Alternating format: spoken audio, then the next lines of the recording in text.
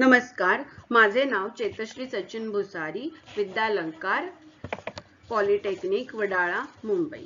आज मी तुम्हाला गुणोत्तर आणि प्रमाण विषयी विस्तारित स्वरूपात संकल्पना देणार आहे।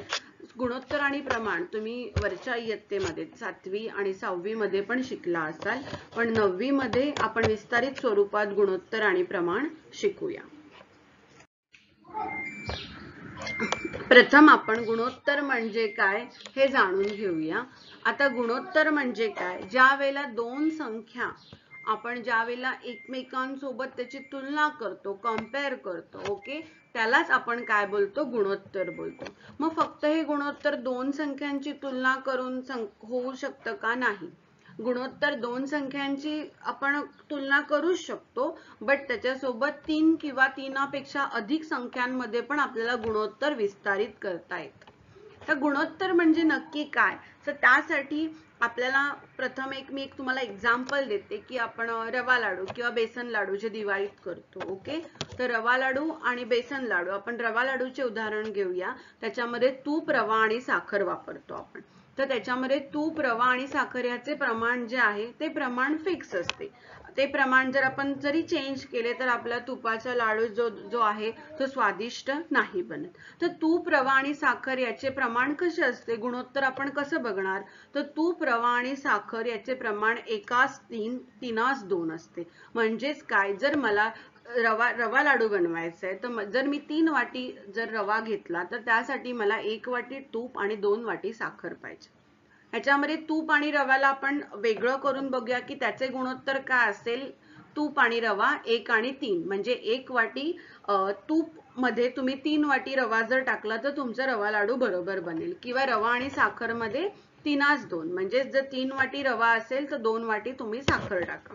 आता ह्यालाच आपण गुणोत्तरच्या प्रमाणात कसं लिहू शकतो, तर समजा जर तुमचं तूप 1 वाटी आहे तर समजा आपण त्याला के वाटी समजूया। तर रवा तुमचा किती आहे, 3 पट, म्हणजेच काय 3K वाटी रवा लागेल। आणि साखर किती लागेल, 2K, okay, that is the दुप्पट। आता समजा माझ्याकडे 12 वाट्या रवा आहे, राईट, तर 12 वाट्या रवांसाठी मला किती तूप आणि किती साखर लागेल हे कसं आपल्याला काढता येईल, तर 12 वाटी रवा आहे म्हणजेच काय की 3K, 3 वाट्या लागतात आपल्याला, बरोबर आहे। रवा 3 वाटी पाहिजे, म्हणजेच काय की 3K बरोबर 12, म्हणजेच K इज इक्वल टू 12 भागिले 4, 12 भागिले 4 म्हणजेच काय की K इज इक्वल टू 3 चोक 12, means K is equal to 4। आणि त्यासाठी मला साखरेचे प्रमाण काय आहे, 2K। 2K म्हणजे काय की 2 इंटू K, पण माझी K ची व्हॅल्यू काय आहे, 4, म्हणजेच काय 2 इंटू 4 दॅट इज 8, म्हणजेच काय की 12 वाट्या रवा असेल तर मला 4 वाटी तूप लागेल आणि 8 वाट्या साखर लागेल। गुणोत्तराची जे आपण संकल्पना पाहिली की लाडू, रव्याचा लाडू, तूप, साखर आणि रवा, तीच संकल्पना आपण 4 व अधिक संख्यांसाठी सुद्धा बघू शकतो। उदाहरणार्थ ABCD या 4 संख्यांचे प्रमाण 2:3, मग 3:7 आणि 7:4 आहे। म्हणजेच काय, आपण एक स्थिर संख्या, स्थिर नंबर घेऊया, स्थिर व्हॅल्यू घेऊया, दॅट इज M। मग आता इथे A किती आहे, 2M, B किती आहे, 3M, C किती आहे, 7M आणि D किती आहे, 4M, असं आपण मानूया। मग हे ज्या वेळेला आपण M मध्ये टाकणार आहोत, ओके, गुणोत्तर ज्या वेळेला आपण गुणोत्तराला ज्या वेळेला समीकरणाचं स्वरूप देऊ त्यावेळेला गुणोत्तर आपल्याला सॉल्व्ह करता येईल आणि आपल्याला आपल्या 4 संख्या मिळतील। कशा मिळणार आहेत त्या बघूया। समजा जर 2M plus 3M plus 7M plus 4M, जर ह्याची व्हॅल्यू जी आहे ही जर 48 असेल तर आपल्याला M ची व्हॅल्यू मिळेल, कशी मिळेल, 2M plus 3M plus 7M plus 4M, म्हणजेच काय 2 आणि 3 5, 5 आणि 7 12, 12 आणि 4 16, 16M इज इक्वल टू 48, म्हणजेच M ची व्हॅल्यू काय झाली, 48 भागिले 16, म्हणजेच किती, 16 त्रिक 48, म्हणजे M ची व्हॅल्यू 3 झाली। म्हणजेच 2M ची व्हॅल्यू काय झाली, 6, 3M 6 कशी आली, 2 into 3 6, 3M 3 into 3 9, 7M 7 into 3 21, 4M 4 into 3 12, अशा मला संख्या मिळाल्या। म्हणजेच A माझा किती आहे, 6, B 9, C21 आणि D माझा किती आहे 12. ह्या माझ्या इष्ट संख्या आहेत. आपण गुणोत्तरावर आधारित एक उदाहरण बघूया. प्रथम मी उदाहरण वाचते. खताच्या 18-18-10 या प्रकारे नायट्रोजनची संयुगे 18%, फॉस्फरसची संयुगे 18% आणि पोटॅशियमची संयुगे 10% असतात. उरलेला भाग इतर पदार्थांचा असतो. तर त्या प्रकारच्या 20 किलोग्राम खतामागे प्रत्येक प्रकाराच्या संयुगाचे वस्तुमान किती असेल? आता हे जे वस्तुमान काढायचे आहे आपल्याला, त्यासाठी आपण काय करूया की 20 किलोग्राम खतामध्ये नायट्रोजनचे संयुग आहे त्याला आपण x किलोग्राम मानूया. ओके. आणि उदाहरणामध्ये नायट्रोजनचे संयुग आहे ते किती आहे 18% आहे आणि फॉस्फरस पण किती आहे 18%. म्हणजेच काय 18% म्हणजे 18 भागिले 100 इज इक्वल टू आपल्याला गुणोत्तर पाहिजे म्हणजे x भागिले 20. म्हणजे जर 18 मध्ये जर 100 असेल तर 20 किलोग्राम मध्ये किती असेल? तर x इज 18 भागिले 100 इज इक्वल टू x भागिले 20. म्हणजेच x is equal to 18 into 20 divided by 100 is equal to, मग इथे 18 गुणिले 20 36. ओके. सो 360 डिवायडेड बाय 100 किती येणार 3.6. म्हणजे नायट्रोजन किती असेल 3.6. बट फॉस्फरसच्या संयुगाचं पण शतमान काय आहे तेच आहे 18च आहे. म्हणजे फॉस्फरस किती असेल 3.6. ओके. आणि उरलेले जे संयुग आहेत राईट, त्या उरलेल्या संयुगामध्ये पोटॅशियम किती आहे 10% आहे. म्हणजे 10 भागिले 100 आपण आता पोटॅशियम साठी वेगळं एक व्हॅल्यू नंबर घेऊया, समजा y घेऊया. सो 10 भागिले 100 is equal to y upon 20. So y is equal to 20 into 10 divided by 100 that is 200 upon 102. पोटॅशियमचं संयुग किती असेल ह्याच्यामध्ये 2 किलोग्राम असेल. तर अशा प्रकारे गुणोत्तराची जी उदाहरणं आहेत ती सोडवली जातात.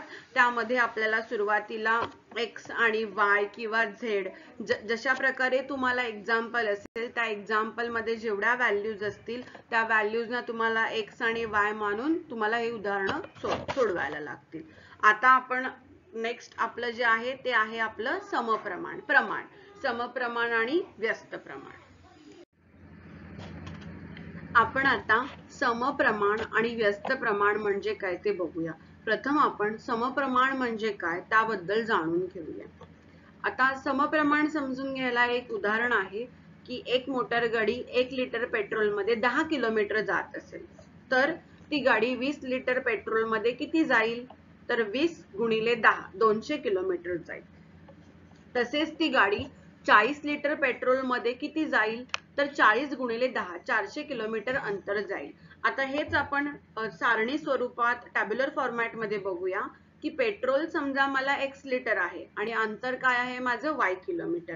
म्हणजे जसं माझं पेट्रोल जर मी वाढवलं तर माझं अंतरही काय होणार आहे, अंतर जे मी ट्रॅव्हल करणार आहे, ओके, जे अंतर माझ्या प्रवासात जाणार आहे तेही काय होणार आहे वाढलं जाणार आहे. ओके. म्हणजेच काय की पेट्रोल समजा पेट्रोल 1 लिटर आहे तर अंतर किती आहे माझं, पेट्रोल 1 लिटर आहे तर अंतर किती होणार आहे 10. जर पेट्रोल 20 आहे तर अंतर किती होईल 200 किलोमीटर. जसं पेट्रोल 40 आहे तर अंतर किती होईल 400 किलोमीटर. म्हणजे काय की इथे आपण आपलं जे गुणोत्तर आहे ते गुणोत्तर आपलं स्थिर आहे आणि दोन्ही पण समजा जर पेट्रोल वाढलं तर अंतर पण तुमचं वाढणार आहे. जर तुम्ही पेट्रोल कमी केलं तर तुमचं जे कापलेलं जे अंतर आहे, गाडीने चालवलेले जे अंतर आहे ते पण काय होणार आहे कमी होणार.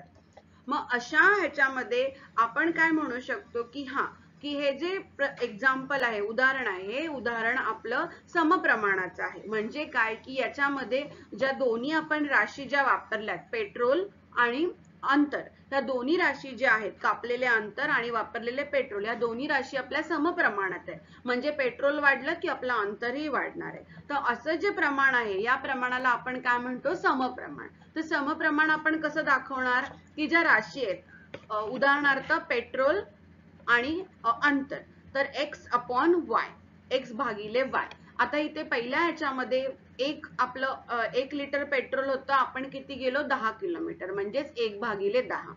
दुसऱ्या ह्याच्यामध्ये 20 आपलं अंतर आहे आणि 20 पेट्रोल आहे आणि अंतर किती 200 किलोमीटर म्हणजेच आपलं इथे जे x अपॉन y ची जी व्हॅल्यू आहे, x भागिले y ची जी व्हॅल्यू आहे ती किती येणार इथे 20/200 1/10. तिसऱ्या उदाहरणामध्ये 40/100 म्हणजे आपली जी व्हॅल्यू आहे, आपला जो नंबर आहे, संख्या आहे ती काय आहे आपला 1/10 म्हणजे आपला हे जे गुणोत्तर आहे ते गुणोत्तर आपले काय आहे 1/10 आणि हे गुणोत्तर आपल्या सगळ्या ह्याच्यामध्ये हे गुणोत्तर स्थिर आहे. ज्या वेळेला हे गुणोत्तर स्थिर असतं त्यावेळेला आपल्या दोन्ही राशी ज्या आहेत त्या समप्रमाणातच काय होतात बदलतात. तर ह्या प्रमाणाला आपण काय बोलतो समप्रमाण असे बोलतो. दुसरे प्रमाण जे आहे ते व्यस्त प्रमाण आहे. आधी आपण व्यस्त प्रमाणासाठी एक उदाहरण बघूया, मग तुम्हाला व्यस्त प्रमाण म्हणजे काय हे विस्तारित स्वरूपात समजेल. तर एका मोटारीला ताशी 50 किमी वेगाने 100 किमी जाण्यास 2 तास लागतात. म्हणजेच काय की एक मोटार एका तासाला 50 किलोमीटर वेगाने जाते, तर 100 जाण्यासाठी तिला किती वेळ लागणार 2 तास लागणार. एका बैलगाडीचा वेग ताशी 5 किलोमीटर आहे. बैलगाडीचा वेग ताशी 5 किलोमीटर म्हणजे काय की एका तासाला बैलगाडी 5 किलोमीटर जाते. पण तेवढेच अंतर बैलगाडीला जाण्यास 100 किलोमीटर अंतर बैलगाडीला जाण्यास किती वेळ लागेल बैलगाडीला की 5 गुणिले 100 म्हणजेच काय की 100 भागिले 5 म्हणजे किती तास लागणार 20 तास लागणार. म्हणजेच काय की वेग गुणिले वेळ अंतर, वेग गुणिले वेळ म्हणजे वेग आणि वेळचा ज्या वेळेला आपण गुणाकार करू त्यावेळेला आपल्याला काय मिळणार आहे अंतर मिळणार आहे. हे लक्षात घेऊन आपण हा सारणी कशी भरायची, हा तक्ता कसा भरायचा ते आपण विचार करूया. मोटार घेतलेला आहे मी आणि बैलगाडी घेतलेला आहे, बरोबर आहे. आणि वेग माझा ताशी किती आहे तो लिहिलाय. मोटारचा वेग ताशी किती आहे 50 आहे, बैलगाडीचा किती आहे 5 आहे. मग वेळ किती लागेल मोटारला जर 100 किलोमीटर अंतर जायचं असेल तर 2 तास लागणार आणि बैलगाडीला तेच अंतर करायला किती लागणार 20. म्हणजे काय की तुमची जी किती किलोमीटर जायचं आहे ते तुमचं काय झालेलं आहे ते तुमचं स्थिर आहे, ते दोघांचा गुणाकार स्थिर आहे. पण त्याचे जे व्हॅल्यूज आहेत वेग आणि वेळच्या त्या काय झालेल्या आहेत त्या बदललेल्या आहेत. ओके, म्हणजेच काय की इथे जी व्हॅल्यू आहे गुणाकारची जी व्हॅल्यू आहे x गुणिले y, x काय आहे माझा मोटारचा वेग आणि वेळ काय आहे माझी y. मग x गुणिले y म्हणजे काय मी एक स्थिरांक घेतलेला आहे. ओके, मग आता वाहनाचा वेग आणि प्रवासाला लागणारा वेळ याचा गुणाकार स्थिर आहे. पण अशा वेळी ह्या ज्या राशी आहेत त्या व्यस्त प्रमाणात असतात. म्हणजेच काय की जर माझा जर वेग कमी झाला तर माझा वेळ वाढेल. ओके, वेग जर माझा कमी झाला तर माझा वेळही ते पर्टिक्युलर अंतर जे आहे डिस्टन्स जाण्यासाठी जो वेळ लागणार आहे तो वेळ पण माझा ताशी स्वरूपात बदलणार आहे. म्हणजेच काय वाहनाचा वेग आणि ठराविक अंतर जाण्यास जो लागणारा वेळ आहे ते काय आहे व्यस्त प्रमाणात आहे.